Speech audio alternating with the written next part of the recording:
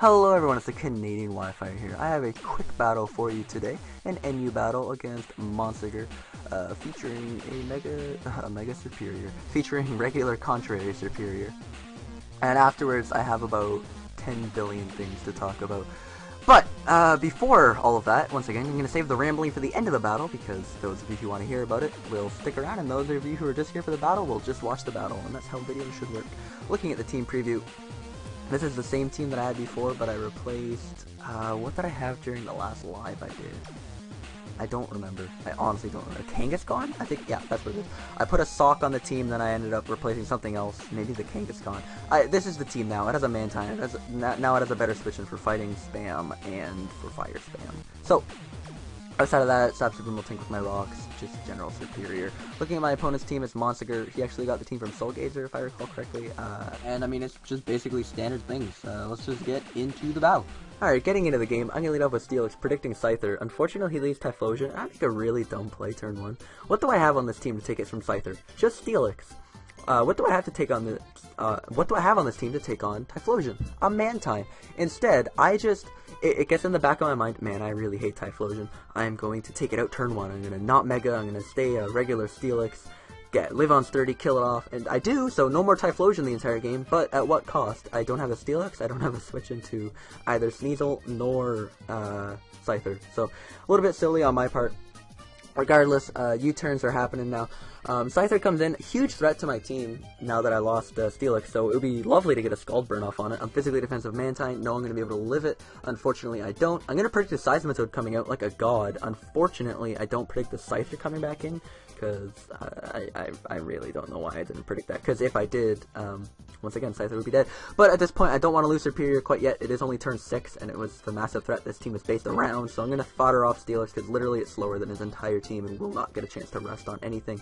At this point, I'm going to body slam the Xatu, hoping for a pair, because it's going to make it somewhat easier to deal with. And I do end up getting it, but Sock comes in, and I'm not a fan of Sock having free switches, so he's going to knock off, predicting a switch, just going to remove an item.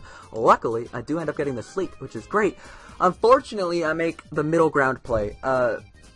The best play there, let me just pause this to explain. The best play there was going for Sludge Bomb, aggressively predicting just the Scyther, or the Xatu, I suppose. But I wanted to make the middle ground play that hit his entire team as well as Sneasel, in case he wanted to bring that in on a weakened Vileplume. Obviously my 3 moves are Giga Drain, Sludge Bomb, Moonblast. Moonblast is for Malamar, so it doesn't just set up and win on me. Yeah, unfortunately, Scyther's gonna live at like 7, and then he's gonna kill off Vileplume without getting any Effect Spore. So like 4 chances to status the Scyther and a chance to kill it off, and I haven't taken it, and that's going to come back and bite me, because I'm going to be forced out in the Miltank. He's obviously going to save his Scarf Scyther as he goes out in the Xatu, and Body Slam's going to do nothing to the Xatu. I almost end up doing as much to myself as I did to it. I'm going to heal up, because I kind of want this Miltank for later. It at least somewhat checks Seismitoad and the Sneasel, and he's just going to take advantage of that. U-turn out, get some nice momentum on my Mantine. Hey, here's another chance to burn a physical threat. Will I get it? No. So at this point, I'm just going to die to a knockoff, which again is a little bit unfortunate, as Sneasel is a massive threat, and he knows I do have Sturdy Sock, so he's going to go into Xatu, knows I'm pretty much forced to click Close Combat. I can't click Ice Punch or knock off on a +2 Sneasel, so he's going to get a free switch into his Xatu. It also breaks my Sturdy with the Rocky Helmet at the same time. I figure this is about my only chance to click Leaf Storm left on his team. I at least get some damage off on the Xatu and weaken it to a point. But unfortunately that Scyther is still alive, and at this point I don't have anything that wants to switch into a Scarf U-turn, so I'm just going to be forced to fodder it off. Figured I would be faster than a Seismitoad, but unfortunately, like I said, it's turns out to be an offensive Seismitoad, so it's going to get off significant damage on me before I can do anything. At this point, he is going to fodder his Scyther to a Body Slam, but I think my better play was Milk Drinking up until I would have been at 60% after this turn instead of 35, because at this point, Sneasel's going to be able to come in, kill me off with a knockoff, and then Sock is obviously not going to be able to power through the rest of his team. That's going to be the game against Mon. As you can see, Serperior, it forces like stuff like Sock to run Scarf instead of Band, and it definitely forces you to think about it in team preview. Definitely suspect worthy. definitely not quick ban worthy. But I believe it's being suspect right now, and NU Zev announced the suspect yesterday, I think. And the council is going to vote on whether or not to quick ban it. Like I said, I don't think it's quick ban worthy, but whatever. Onto what I was going to talk about earlier. If you heard my computer fan going off right now, or at any time during this narration, it's because my bedroom is stupid hot. So let me explain to you my situation. I might have mentioned this in a video before, but I'm not sure. My bedroom is obnoxiously hot. I do understand that I have 2 monitors, a Wii U, a PS3, a mini fridge, and like a router in here. So obviously, and a person, and the lights are always on. So I mean, like, yes, there's stuff giving off heat. I understand that. It would warm up slightly. But to counteract said heat, I often try to open the window and put on a fan so that none of my stuff overheats, because generally if I'm playing Wii or PS3 for more than an hour, the fan starts going on constantly. Or when I'm narrating a video, my computer fan is almost constantly on, and it's really obnoxious in the background. So, earlier today and yesterday, it was very apparent, it is minus 15 degrees Celsius right now in Southern Ontario. I have my bedroom window wide open, with the blinds open to encourage airflow, with 2 fans on, full, like air circulation fans, and it was still hot enough in here that when I went to bed, I couldn't wear shirts or pajamas because I was overheating. Like, it is honestly so retardedly hot in here. I just don't understand. Like, all today, like, all I've really had on is my 2 monitors, and it's still, like, upwards of 25 degrees Celsius in my bedroom, which, if for you Americans, it's upper 70s, and room temperature, I believe, is 67 degrees Fahrenheit, or 21 degrees Celsius, and it's about 4 degrees Celsius higher than that, with the window open in mid-January. Like, I can understand a few things giving off heat, right? But they're giving off so much heat that it counteracts and adds on to the heat cold coming in from the window. It blows my mind. I don't understand what's giving off so much heat in this bedroom.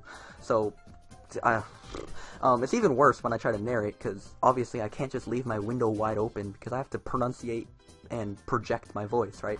I can't just be sitting here like, hey guys, it's the Canadian Wi-Fi, because then you won't be able to hear me. I actually have to talk normally. And my roommates, I assume, don't care. It's thick walls, kind of, door shut, whatever. But if the window's wide open, everyone in my court can hear me talk, and that's a little bit weird, so I have to shut the window. So it's even worse when I'm narrating, and I'm surprised my fan hasn't gone off. Anyway, I haven't uploaded in a few days. I actually had, like, reasons planned for each one of the days going up to this. I know I had a couple videos planned, never got really around to editing them. Oh, I've been helplessly addicted to X and Y in-game in most of my free time. A little bit of Mario Kart thrown in there as well. Neither of the 2 hardwares that I've ordered have arrived yet, so unfortunately no streaming of other games, no recording of other games, just good old Showdown. It's slightly frustrating for me, but hopefully soon. Hopefully soon. And, what is today? Today is Wednesday.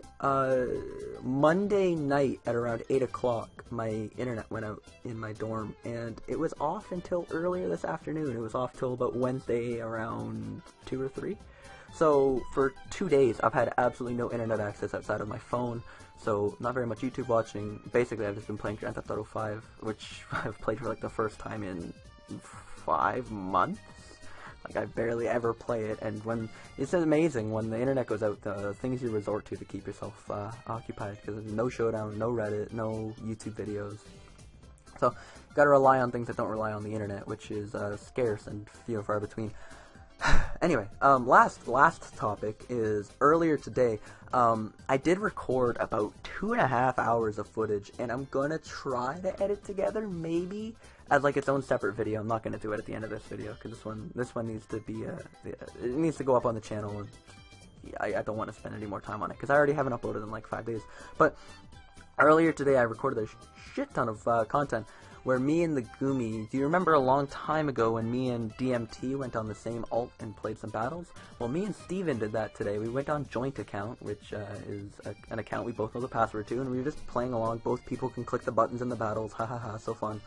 But we broadcasted it to the NU room, and we're like, hey guys, if anyone else wants to join on, the password is this. and they all joined on, and then some people got upset in the NU room that there were so many people on the same alt. It was kind of spammy, because if we all talk to each other and answer, it looked like the same guy posting like 10 times in a row. So they logged on and tried to get it muted in NU, which it did, and then it got banned in NU, and every single person, because they're all technically on the same account, we all got banned from NU. So if you try to switch back to your main, it registers you as the same person. So everyone who was on that account ended up getting banned from NU, and then UU, and then OU, and then 2 private rooms me and Steven were in.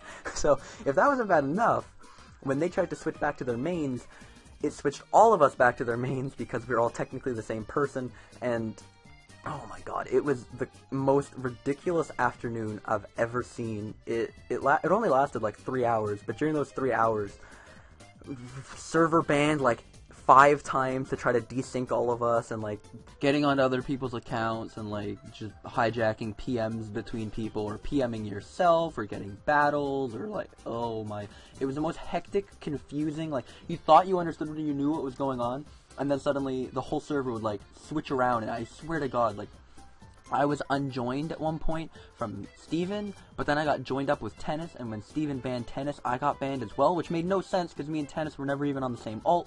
I'm like, I don't know, you thought you understood it, and you thought you knew what was going on, and then the server throws a big curveball, and it's like, nope, you're actually joined up with this account now, and these guys share an IP, and it was honestly one of the most hectic and crazy, and me and Steven actually did a live recording during, like, the peak of all of it. Unfortunately, Camtasia didn't record the audio, and I swear to god, if Camtasia didn't record the audio of this either, I'm never, ever, ever recording a video with Camtasia again. I hate it.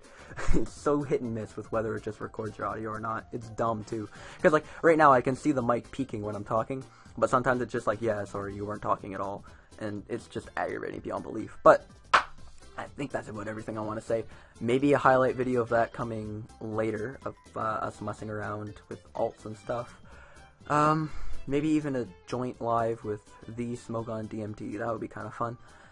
Until then, I hope you guys enjoyed this one. If you did, a rating would be much appreciated. And I hope to see you all next time. Take it easy, guys. Have a good day. See you later. Peace out.